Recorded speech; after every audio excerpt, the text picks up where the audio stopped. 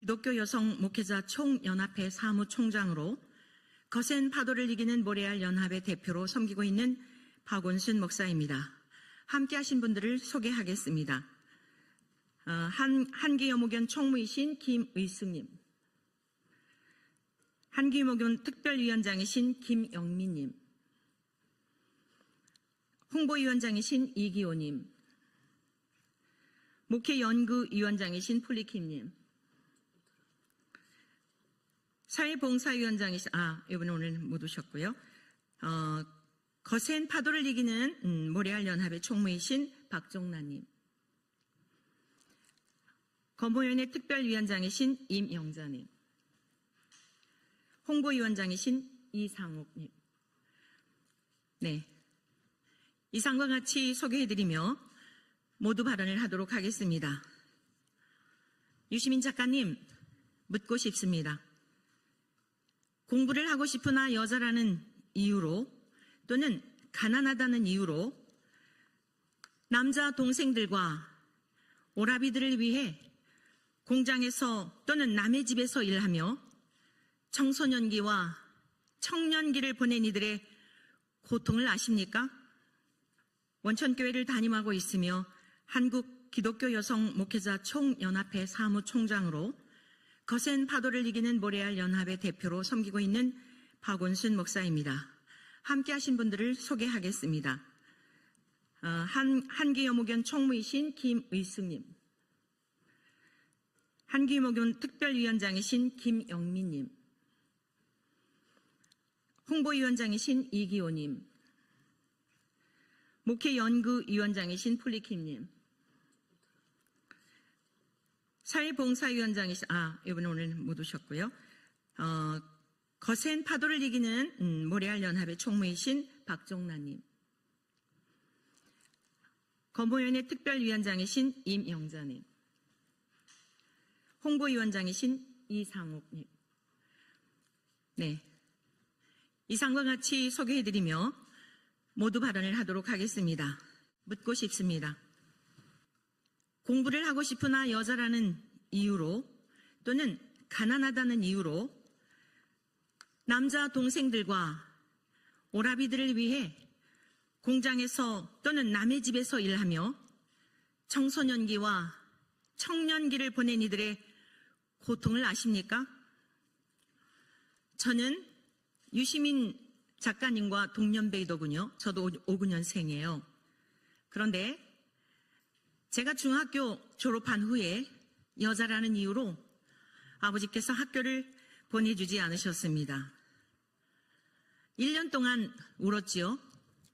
가방을 들고 가는 친구들을 몰래 집 뒤에서 숨어 1년 동안 울었던 아픔과 고통을 아실까요?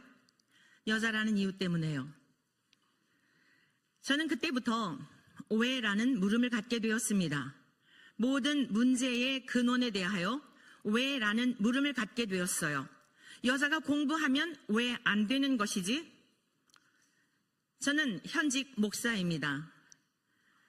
고등학교를 졸업하고 신학교를 가려 할 때 여자라는 이유로 왜 남자도 가기 힘든 목사의 길을 가려느냐라고 집에서 말렸습니다. 낮에는 피아노 학원에서 아이들을 가르치며 저녁에는 주경야독을 하며 유시민 작가님께서 서울대에서 같은 동년배이시니까요. 체류탄과 맞서 운동권으로서 열심히 싸울 때에 저는 감리교 신학대학교 다락방 4층에서 1학년 2학기 때부터 3년 6개월 동안 기도를 하였습니다. 그 기도의 내용은 무엇이었는지 졸업한 후에, 지금 44년의 세월이 흐른 후에 알게 되었습니다. 거대한 뱀이 균열이 생겨 무너지려 할 때에 메울 수 있는 한 사람으로 써달라는 청년기의 기도였습니다. 그때는 그 기도가 어떤 의미인지 몰랐으나 남들이 정상적으로 학업할 수 있는 그런 환경이 아닌 그 환경 때문에 어둠과 맞싸워 저는 거대한 뱀이 무너지기 전에 메울 수 있는 그러한 티끌과 같지만 힘이 없지만 모래알과 같은 존재이지만 그러한 존재로 사용해달라고 기도를 드렸던 것입니다. 유시민 작가님의 프로필을 보니까 굉장히 화려하더군요. 권력과 명예와 재물을 다 얻으셨죠. 제가 걸어온 길은 동년배지만 너무나 어려운 길이었습니다. 사업 실패로 자살하려는 일가족들을 살리는 일을 했고요. 공황장애 및 우울증과 중독에 빠진 젊은이들을 치유하는 일들을 해왔고요.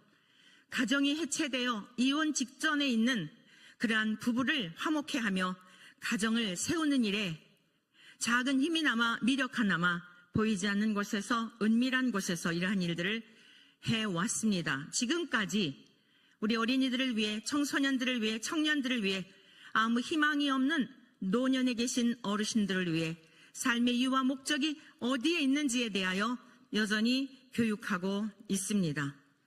세대를 초월한 인성교육을 끊임없이 하고 있는 것이지요. 권력과 명예를 쟁취한 것이 성공이 아니라 겸손이 능력이다. 초심을 잃지 않은 한결같음이 능력이다. 라고 하는 것을 후학들에게 부지런히 가르치고 있습니다. 제가 인생에 있어서 크게 통곡했던 순간들이 있습니다. 16세 때 저희 가정에 대단한 싸움이 났었습니다.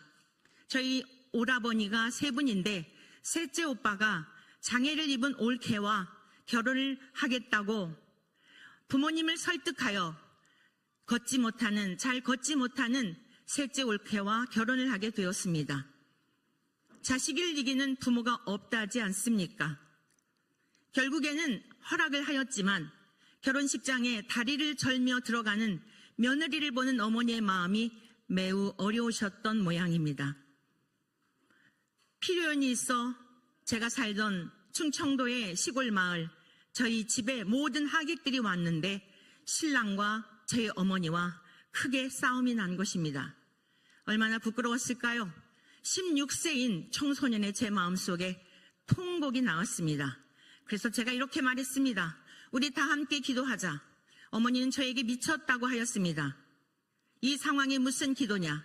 저는 어머니의 위선에 대하여 밤마다 교회에 가서 사랑을 갈구하고 사랑을 이야기하고 우리에게 하나님의 사랑을 가르치면서 장애를 입은 며느리를 용납하지 않는 어머니의 위선에 대하여 저는 너무 슬펐던 것입니다.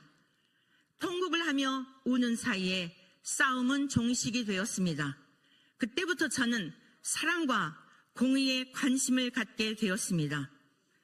제가 몇 해 전부터 통곡을 한 일이 있습니다. 이재명 후보께서 경기지사 성남시장일 때 있었던 사건을 국민 모두는 다 아실 것입니다. 고 김문기 씨의 일가의 모습을 TV를 통해 보며 함께 울었습니다. 고인이 되었던 고 김문기 성남시 제1처장님이 따님에게 영상통화를 하며 자랑스레 시장님과 함께 그 형을 일정에 대한 것들을 함께 골프를 치고 식사를 한 것을 자랑스레 얘기하는 연히 평범한 아빠의 모습을 통해 저는 너무도 마음에 한편 감동이 되며 그러면서도 그러한 사실을 부인하는 그러한 근본의 대선 후보에 나오신 분의 언행을 보며 깊은 통곡과 탄식을 하였습니다. 장차 우리 자녀 세대가 살게 될 이 나라는 어떻게 될 것인가? 감사하게도 1심에서 유죄가 되었으나 2심에서 무죄를 선고하여 정치적인 이것은 누가 보더라도 정치적인 판결인데 이 예슬, 정재호, 최은정 우리 법연구회에 속해 있다라고 하는 이 젊은 분들의 판결로 인하여 그 세 가족의 모든 진실이 고인이 되었던 그분의 진실이 다 무너지면서 깊은 슬픔과 탄식 속에 그날 이후로 우리나라에 대한 대한민국에 대한 눈물을 어느 분이 저에게 왜 이렇게 나라 이야기만 하면 우냐고 묻습니다. 우리 후세대들이 살아갈 고 김문기 씨의 가족은 곧 나의 남편이 될 수 있고 나의 어머니가 될 수 있고 나의 자녀들이 될 수 있는데 그들의 억울함을 어디에 가서 호소할까? 저는 40세 때에 홀로 되었습니다. 첫 결혼해서 14년 동안 투병생활을 하였던 남편이 소천을 하여 14년 동안 홀로 사는 여인의 삶이 얼마나 고통스러운지를 경험하였기 때문에 졸지에 남편을 잃고, 그리고 진실이 파묻힌 채, 그리고 거짓이 진실을 이기는 이런 상황 속에서 그 가족들의 슬픔을 보며 저는 깊은 한숨에 오늘의 이 자리에까지 이를 수밖에 없었던 것입니다. 존경하는 대한민국 국민 여러분, 우리 대한민국은 절체절명의 위기 속에 있습니다. 내일은 그 심판의 날이 될 것입니다. 오늘 제가 이곳에 온 것은 국민 여러분들에게 간절한 마음으로 호소를 하기 위해서입니다. 우리나라는 양극으로 갈려져 있으며 특별히 태극기 집회라는 것과 계엄 선포로 인하여서 알러지 반응들을 일으키고 있습니다. 저는 앞서 설명해 드렸듯이 여자가 왜 공부를 하면 안 되지라는 16세 때부터의 질문이 제 인생에 굉장히 중요한 질문이 되었습니다. 왜 사람들이 태극기 집회에 모이게 되었을까? 왜 계엄 선포를 하게 되었을까?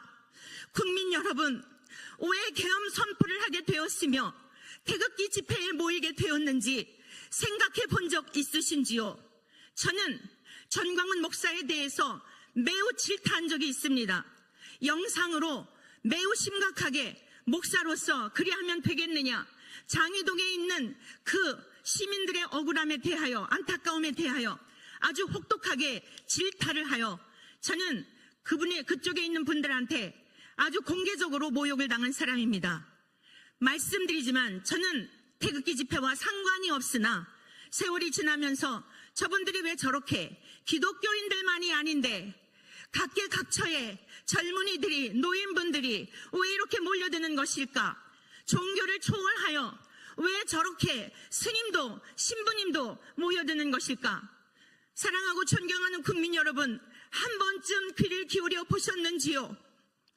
그곳에는 수많은 대한민국의 지식인들이, 전문인들이 대한민국의 위태로운 공산화가 되어져 가고 자유민주주의 대한민국의 체제가 무너지며 자유시장 경제가 무너짐으로 말미암아 오늘 우리가 살고 있는 이러한 자유와 평화가 겁탈당할 지경에 있다는 소식을 그렇게 외쳤는데도 여러분들은 한 리더의 모습만을 보며 그것을 전부 대한민국 국민들의 광화문에 나와 집회하는 모든 분들의 모습인 것처럼 치부해 버리지는 않으셨습니까? 저는 올해 깨닫게 된 것이 있습니다. 대한민국에 불이 나서 타려할 때, 여러분 시골에 살 때 불이 났을 때 119가 올 수 없었습니다. 어떠했습니까? 아이들도, 아내들도, 할머니도, 할아버지도, 집에 있는 구정물도, 생수도 마지막 물까지 다 갖다 부었습니다. 지금은 우리 대한민국, 무너지는 대한민국을, 태워버리려는 대한민국을, 강도떼가 겁탈하려는 대한민국을 세우기 위해서 서초에서 모여들어 외치고 있는 것입니다. 더불어민주당과 그리고 근본 후보로 나온 그러한 젊은 후보도 계속 프레임을 걸고 있는데 더 이상 그리하지 마십시오. 한 사람의 모습만 보지 마시고 노년에 계신 우리들의 아버지, 어머니, 젊은이들의 탄식 소리를 들으십시오.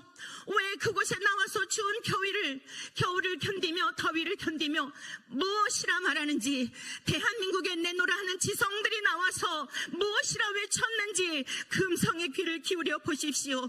그리하면 오늘날과 같은 한 번쯤 귀를 기울였다면 이렇게 거대한 다수당이 프레임을 씌워 할 말이 없으면 태극기 집회, 윤석열 계엄 선포라고 그렇게 다 몰아붙이지는 않을 것입니다. 왜 계엄 선포를 하였을까요? 도저히 우리 대한민국은 문재인 정부 때부터 태극기 집회가 태동이 되었지요. 윤석열 전 대통령도 마찬가지입니다. 문재인 정부 때 보니 이대로 되어서는 안 되겠다라고 하여 결국에는 계엄 선포를 하신 것 아니겠습니까? 물론 그로 인하여 온 국민이 고통을 당하고 있는 것에 대해 저도 굉장히 슬퍼하고 안타깝게 생각합니다. 오늘 국민의힘 경선 국민의 경선 후보자들과 대선 후보자들에게 부탁드립니다. 지금 불이 나서 다 타려고 하는데 나 혼자 살겠다고 여러분들이 지금 아군을 물리치는 것이 되는 말입니까? 서로 힘을 합해도 될까 말까 한 상황인데 해외에서도 다음에는 선거가 없을 것이라고 말하는데 이미 공산화가 되었다고 말하는데 이제 너무나 많은 법적인 증거가 있음에도 불구하고 나는 무고하다라고 하는 사람이 집권을 하게 되면 이 나라가 어떻게 될지를 온 세계 사람들이 보고 있는데 제발 정신을 차리시고 아버지와 같은 분에게 형님과 같은 분에게 먼저 잘 마당을 만들어 주십시오. 그 이후에 대한민국 자유민주주의 대한민국을 잘 보존하겠습니다라고 하는 겸손한 마음을 가져보면 어떻겠습니까? 국민 여러분 모두에게 부탁을 드립니다. 여러분이 지지했던 분들이 있을 겁니다. 여러분들이 지지하는 분들이 있을 겁니다. 큰 번만큼은 냉철해 보시면 어떻겠습니까? 그분들의 살아온 삶의 행적을 좀 돌아보시면 어떻겠습니까? 여러분, 지금 우리나라를 살려놔야 되지 않겠습니까? 조상들이 물려준 자유민주주의 대한민국을 보존해야 되지 않겠습니까? 공산화가 되는 것이 여러분이 원하시는 모습입니까? 내일 투표입니다. 여러분들이 오늘 하루 정말 유관순 열사와 같은 마음으로 우리에게 독립을 위하여 목숨을 바쳐 희생한 그 열사의 마음으로 아무리 힘들어도 그와 같지는 않지 않겠습니까? 정말 이 나라를 위해 내가 할 수 있는 것이 무엇인지 여러분 모두 투표의 현장으로 나가서 여러분의 양심의 소리, 정말 여러분들의 마음 저 밑에서부터 끌어오르는 나라를 사랑하는 마음과 우리의 후손들을 사랑하는 마음으로 투표에 임하여 주시기를 바랍니다. 나 한 사람이 그거 나간다고 달라질 게 있을까? 아닙니다. 지금까지 나 한 사람이 나태하고 게으름으로 말미암아 대한민국이 이 지경까지 왔던 것입니다. 더 이상 우리 후손들에게 슬픈 우리의 대한민국을 물려주지 마십시다. 수고스럽더라도 내일 반드시 투표의 장에 나가서 여러분이 지지했던 그분들 다 보류하고 정말 나라를 살리는 것이 무엇인지 여러분의 저 깊은 곳에서 울리는 그 울림의 소리에 양심의 소리대로 투표하여 주시기를 간절히 부탁드립니다. 이상 제 발언을 마치고 성명서를 낭독해 드림으로 오늘 순서를 마치도록 하겠습니다. 우리 임영자님께서 성명서 낭독해 주시겠습니다.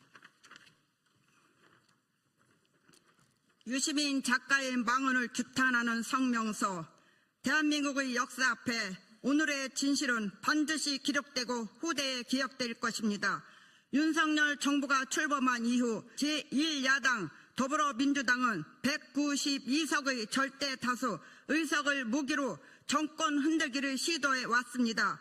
대통령을 중심으로 하는 행정부의 고위공직자 25명에 대해 31건의 탄핵 소추안을 무차별적으로 발의하였고 헌법재판소에서 모두 기각되었음에도 아무런 반성과 사과 없이 그 폭거는 계속되었습니다. 결국 대통령까지 탄핵을 추진하는 데 이르렀고 급기야 계엄령 발동까지 내란으로 몰아가는 정치 프레임을 동원하였습니다. 입법부와 사법부의 경계를 무너뜨리고 대통령을 내란 수계로 몰아 파면하는 사태는 자유민주주의 근간을 흔든 초유의 사건으로 기록될 것입니다.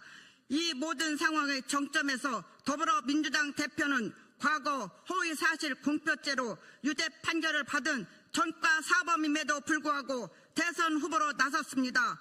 그는 대통령에 당선된 양 언론을 통해 내란 수계를 척결하겠다, 내란 동조자를 특검하겠다고 반복적으로 외치며 대한민국을 제1체제와 일당 독재의 길로 몰아가고 있습니다. 이런 상황을 당연하게 받아들이는 국민들의 무감각 속에서 우리는 진정한 내란의 책임은 누구에게 있는가를 되물어야 합니다.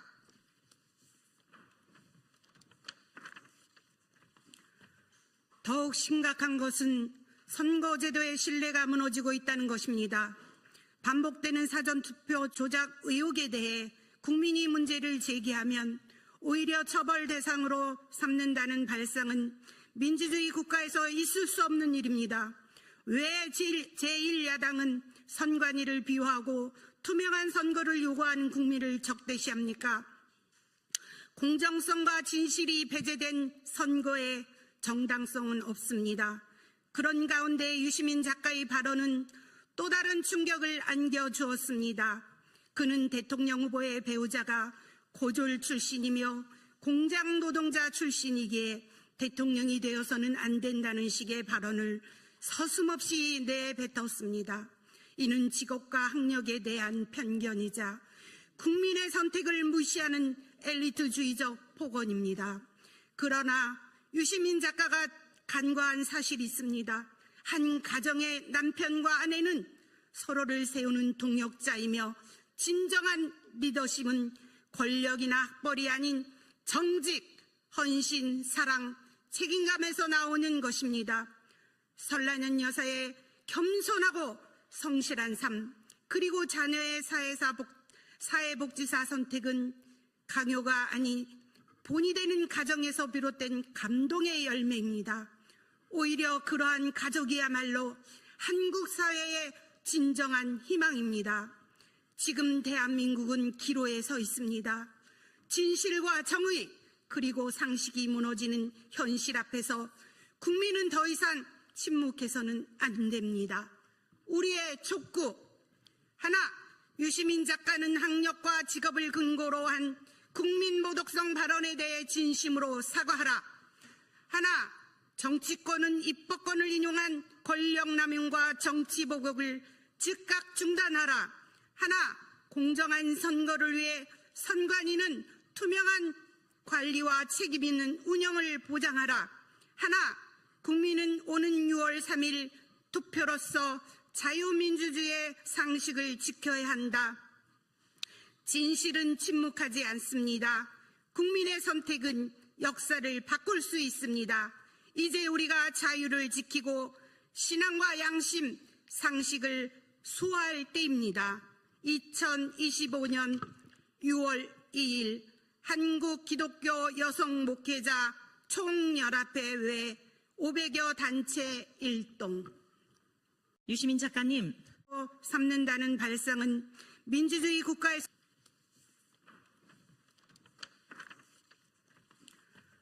더욱 심각한 것은 선거제도의 신뢰가 무너지고 있다는 것입니다.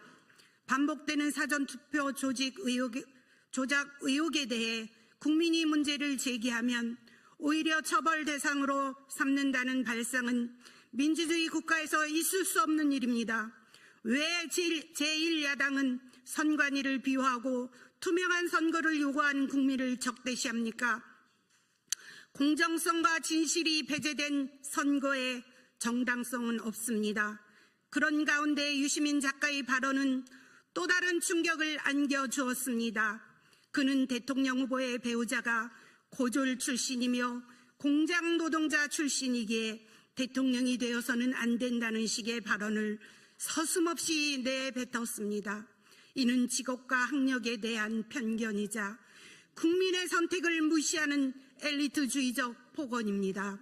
그러나 유시민 작가가 간과한 사실이 있습니다. 한 가정의 남편과 아내는 서로를 세우는 동역자이며 진정한 리더십은 권력이나 학벌이 아닌 정직, 헌신, 사랑, 책임감에서 나오는 것입니다.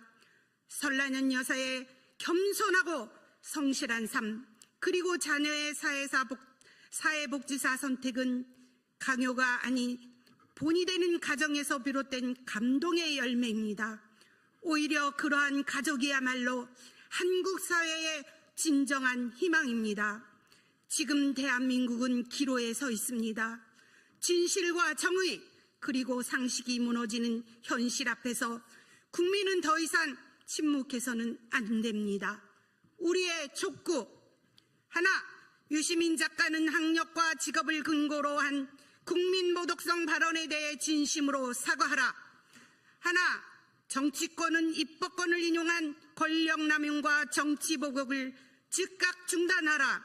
하나, 공정한 선거를 위해 선관위는 투명한 관리와 책임 있는 운영을 보장하라. 하나, 국민은 오는 6월 3일 투표로서 자유민주주의의 상식을 지켜야 한다. 진실은 침묵하지 않습니다. 국민의 선택은 역사를 바꿀 수 있습니다. 이제 우리가 자유를 지키고 신앙과 양심, 상식을 수호할 때입니다. 2025년 6월 2일 한국기독교 여성 목회자 총연합회 외 500여 단체 일동. 이것으로써 모든 기자회견을 마치겠습니다. 인사하겠습니다.